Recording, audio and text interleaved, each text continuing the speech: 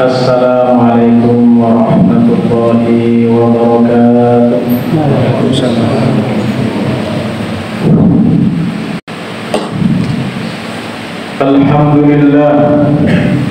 Alhamdulillahilladzi nawwara quluba ibadihi bil iman wa zayyana qulubahum bil imani wa zayyana ajsadahum bil islam wa nahahum 'anil kufri wal fusuqi wal 'isyan. Asyhadu an la ilaha illallah wahdahu la syarika lah wa asyhadu anna Muhammadan 'abduhu wa rasuluh. Allahumma salli wa sallim wa barik ala nabiyyina Muhammadin wa ala alihi wa ashabihi wa man tabi'ahum bi ihsanin ila yaumiddin. Faqad qala Allah ta'ala ya ayyuhalladzina amanu taqullaha haqqa tuqatih wa la tamutunna illa wa antum muslimun. Amma ba'd. Hadirin sidang jemaah rahimakumullah, marilah kita bersama-sama untuk senantiasa menjalankan takwa kepada Allah Subhanahu wa ta'ala. Karena sesungguhnya takwa kepada Allah merupakan pintu keselamatan, pintu kebahagiaan dunia dan akhirat. Dengan takwa itulah kita mendapatkan kemenangan di dalam hidup kita di dunia ini maupun di akhirat kelak. Hanya mereka yang bertakwa kepada Allah, mereka akan mendapatkan banyak kebaikan-kebaikan dunia dan akhirat. Hadirin sidang jemaah Jumat rahimakumullah, di dalam surat Al-Jasiyah ayat 23 Allah Subhanahu wa ta'ala berfirman, A'udzu billahi minasy syaithanir rajim. Afara'aita man ittakhadha ilahahu hawahu wa adallahu Allahu 'ala 'ilm wa khatama 'ala sam'ihi wa qalbihi wa ja'ala 'ala basarihi ghishawah faman yahdihi min ba'dillah afala tadhakkarun. Maka pernahkah kamu melihat orang yang menjadikan hawa nafsunya sebagai Tuhannya dan Allah membiarkannya sesat berdasarkan ilmunya, dan Allah telah mengunci mati pendengarannya dan hatinya serta meletakkan penutup pada penglihatannya? Maka siapakah yang akan memberinya petunjuk setelah Allah Subhanahu wa ta'ala membiarkannya tersesat? Maka mengapa kamu tidak mengambil pelajaran? Hadirin sidang jemaah Jumat rahimakumullah, di dalam ayat ini Allah Subhanahu wa ta'ala mengingatkan kita semua tentang bahaya terbesar bagi manusia yang menjadikan hawa nafsu sebagai Tuhannya. Hal ini terjadi ketika seorang mengikuti keinginannya, mengikuti ambisinya, dan mengikuti syahwatnya tanpa memperhatikan perintah dan larangan Allah Subhanahu wa ta'ala. Ibnu Katsir dalam tafsirnya menjelaskan bahwasanya menjadikan hawa nafsu sebagai Tuhan berarti seseorang mengutamakan keinginannya di atas kebenaran ajaran agama Allah Subhanahu wa ta'ala. Apa yang diinginkan hawa nafsunya, itulah yang diikuti, seolah-olah hawa nafsu itu menjadi aturan bagi hidupnya. Hadirin sidang jemaah Jumat rahimakumullah, pertanyaannya untuk kita semua, apakah kita termasuk orang yang mendahulukan hawa nafsu kita di atas ketaatan kepada Allah Subhanahu wa ta'ala? Apakah kita rela mengorbankan kebenaran demi kepentingan duniawi semata. Hadirin sidang jemaah Jumat rahimakumullah, Allah Subhanahu wa taala menyatakan bahwa Dia membiarkan orang tersebut tersesat berdasarkan ilmunya. Ini menunjukkan bahwa kesesatan tersebut bukan tanpa sebab, melainkan akibat dari pilihan orang tersebut.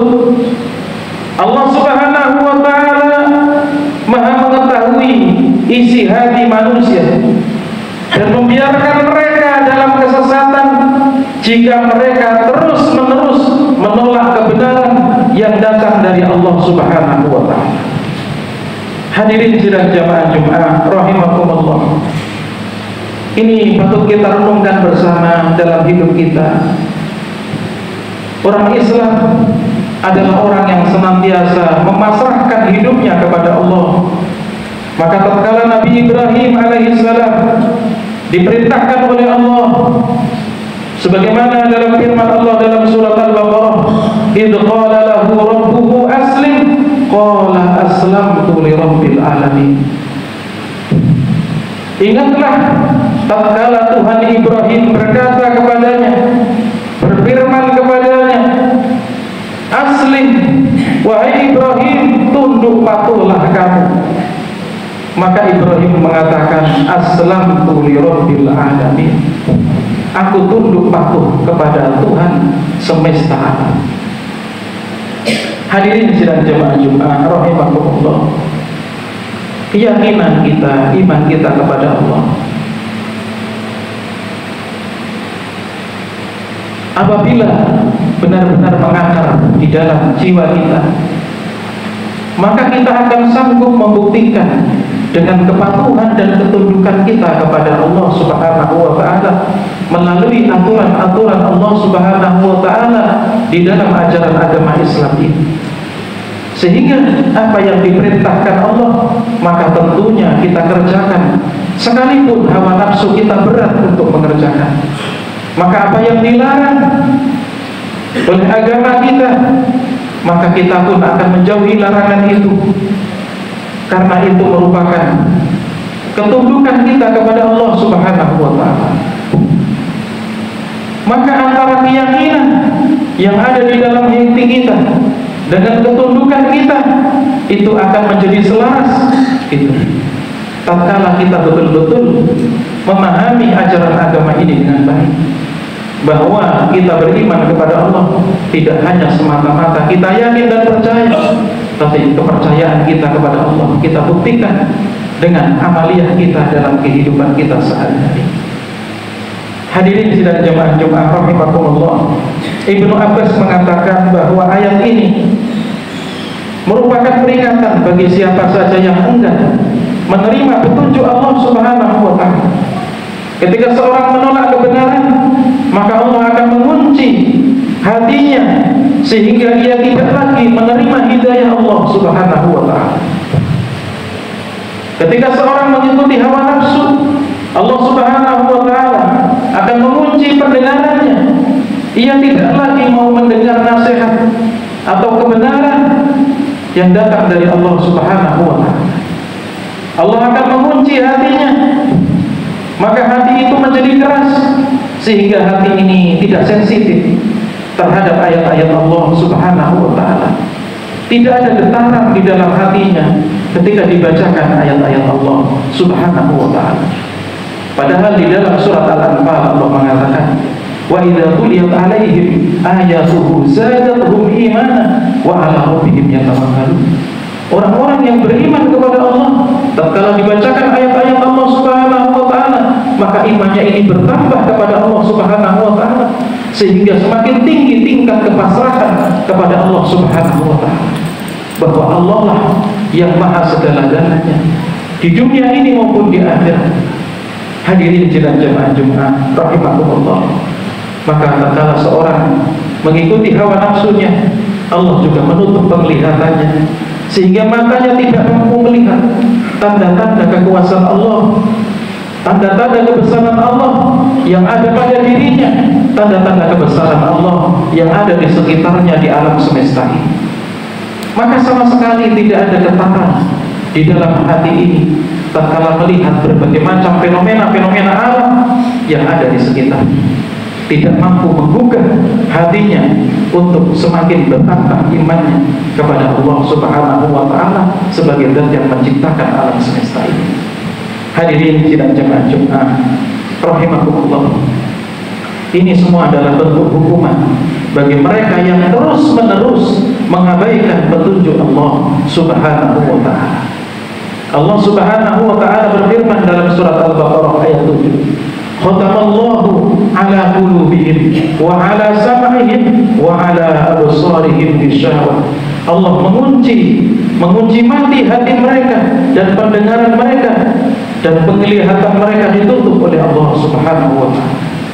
Hadirin sidang jemaah Jumat rahimakumullah, ayat ini ditutup oleh Allah Subhanahu wa Ta'ala dengan kalimat retoris bahwasanya Allah mengatakan, faman yahdihi min ba'dillah, dan siapakah yang akan memberi petunjuk setelah Allah Subhanahu wa Ta'ala menyesatkan orang tersebut.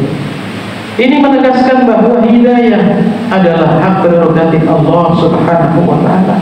Jika seorang dibiarkan sesat oleh Allah, maka tidak ada siapapun di dunia ini yang sanggup memberikan petunjuk kepadanya, yang sanggup membimbingnya ke jalan yang benar, karena semuanya telah dikunci oleh Allah Subhanahu wa Ta'ala. Hadirin sidang jemaah Jumat rahimakumullah, namun hal ini bukan berarti Allah Subhanahu wa Ta'ala berbuat zalim kepada manusia. Allah hanya membiarkan mereka yang memilih kesesatan dengan kesadaran penuh. Tugas kita adalah senantiasa mohon petunjuk Allah Subhanahu wa Ta'ala dan menjauhi keinginan hawa nafsu yang bertolak belakang dengan ajaran Allah Subhanahu wa Ta'ala. Hadirin sidang jemaah Jumat yang dimuliakan Allah, di zaman kita saat ini betapa banyak orang yang menjadikan hawa nafsu sebagai pedoman hidup mereka. Mereka rela meninggalkan sholat, mereka rela melanggar syariat, dan mereka menghalalkan segala cara demi memenuhi keinginan nafsu duniawinya. Sebagai seorang muslim, tentunya kita harus waspada terhadap jebakan hawa nafsu ini. Di dalam sebuah hadis yang diriwayatkan oleh Imam Ahmad, Rasulullah SAW bersabda, inna akhwafa ma akhafu alaikum asyahwatul khafiyah. Sesungguhnya yang paling aku khawatirkan atas kalian adalah syahwat yang tersembunyi. Syahwat itu nampak sekali menguasai kebanyakan manusia, namun manusia tidak menyadari bahwa sesungguhnya hidupnya itu adalah milik Allah Subhanahu wa Ta'ala. Dan sering kalimat ini diucapkan, inna sholati wa nusuki wa mahyaya wa mamati lillahi rabbil alamin. Sesungguhnya sholatku, ibadahku, hidup dan matiku hanyalah untuk Allah Tuhan semesta alam. La syarika lahu, tidak ada sekutu bagi Allah, tidak ada yang bisa menyekutukan Allah Subhanahu wa Ta'ala. Wa bidzalika umirtu, dan dengan yang demikian itu aku diperintahkan. Wa ana minal muslimin, dan aku termasuk orang-orang yang berserah diri kepada Allah, yang tunduk patuh kepada Allah Subhanahu wa Ta'ala. Hadirin sidang jemaah Jumat rahimakumullah, untuk itu marilah kita bersama-sama merenungkan kembali tentang jati diri kita, bagaimana kita menjadi orang yang beriman, bagaimana kita menjadi orang Islam. Maka dengan banyak melihat kembali tentang diri kita, mudah-mudahan Allah Subhanahu wa Ta'ala mengembalikan fitrah kita kepada kesucian, menjadikan kita orang-orang yang beriman dengan keimanan yang benar, menjadikan kita orang Islam dengan ketundukan dan kepatuhan yang sesungguhnya kepada Allah Subhanahu wa Ta'ala. Karena mengingat hidup kita di dunia ini sangat singkat sekali, tidak ada lagi jalan bagi kita kecuali tunduk dan patuh kepada Allah Subhanahu wa Ta'ala.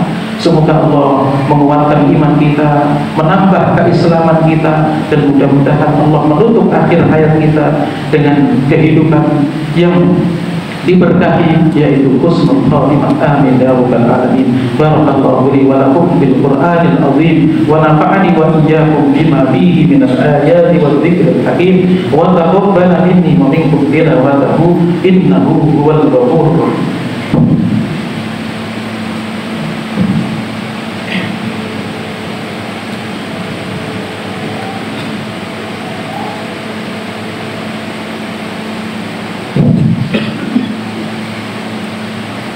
Innal hamdalillah